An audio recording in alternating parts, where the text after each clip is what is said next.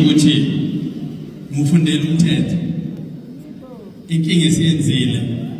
ukuthi siphinde sisebenzise lo yamthetho osibophile sisawusebenzisa namanje after 30 years nansi inkinga yokuqala manje naso ufuna ukushaya umthetho bakudonsela isigaba somthetho ngalesa sikhathi sase before 94 kanti lo yamthetho uvuna belungu bese wethatha udabula usenkantolo ifike nomanje wenkantolo hayi ngokwesigaba engisifunda lapha kahle nje esikashukela imboni kashukela nabantu abatshala ushukela umthetho lawula lapho ka1978 mhlangizalwa usasebenza namhlanje akashintshi uzongena kanjani embonini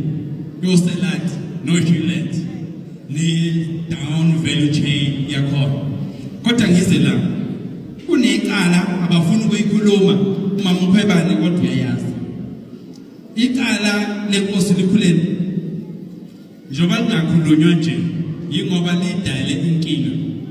kwezomthetho emlandweni lidala ukhondolo oluthi umuntu omnyama makabuyisele umhlaba wakhe wawina enkantolo kwagazethe kwashicilelwa phansi efuna indaba zePitoli ukuthi yamandebele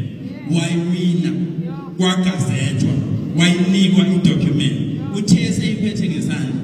bamdubula umthetho wa South Africa lo kwenzekile phambi kwenu ibuke akekho ekhulumayo ingoba kukhona abathintile so kusho sesinalo ukhondolo oluthi hayi iPitoli yamandebele isibuyile kusho ukuthi nemalahle nayibuye phela ibuye kumandebele ala emalahle ubuye Delmas ubuye iMiddelburg ubuye Henry ubuye Betal ubuye Emelo wonke standard toy wonke namadolobha ngokomthetho ngenxa lela case ithi uma sekukhona ubuyelo umhlaba sonke mawubuye yilokho okwesibili nakho kokuyinkinga ngesikhathi ukuxoxa kwabelana ikhunda kwiCodesa la kwaxoxa khona azange ngamakhosi bawabize ngamabomu ngoba la kuhlezi khona belungu ila makhosi ayehlezi khona kwashaya umthetho we-Forced Removal Act ukusho ukuthi abantu besusa ngendluzula besipulwa endaweni zabo njengoba sentana lapha kwaguqa nje bengamele abendala lapha la indawo yokulahlwa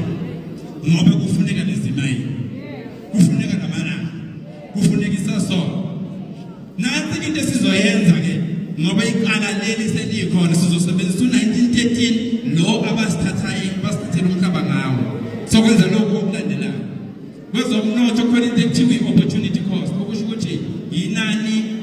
elakulahlekela ngenxa yokulahlekelwa impahla yakho kodwa nasibuka lo okuthathela impahla yakho wenza imali engaka kusho ukuthi le mali ayikhandile ngabe ikhande ubela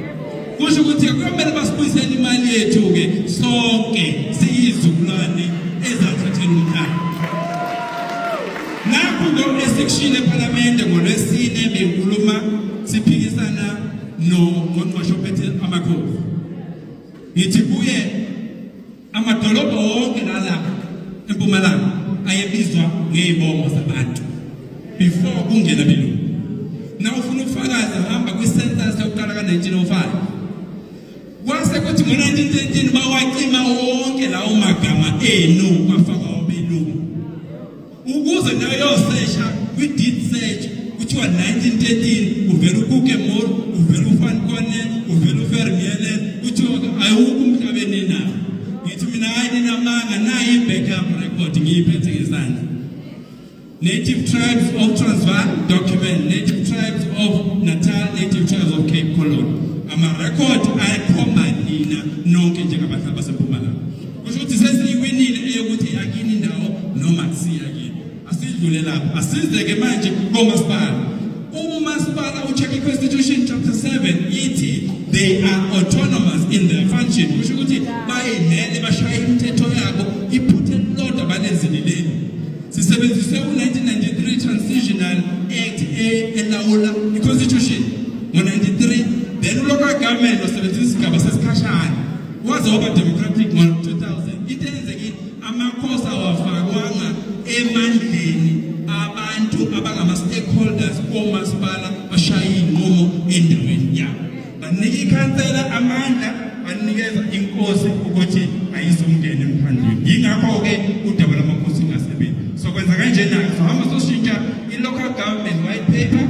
uzolawula bese amandla amakhosi abuyela emandleni abo. Bayishaya imithetho.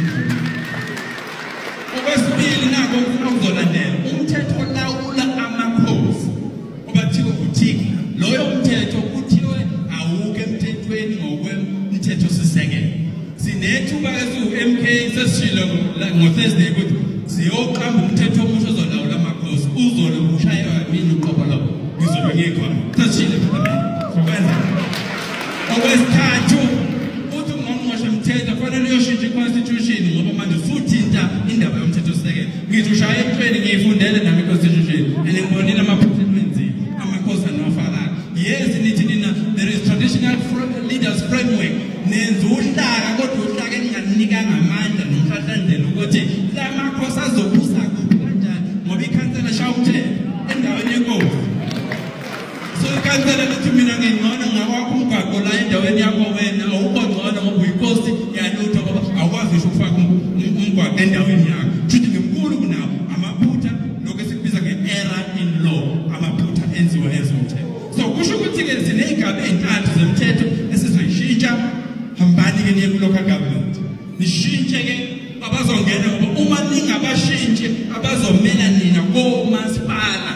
bazogcina isimo sabelungu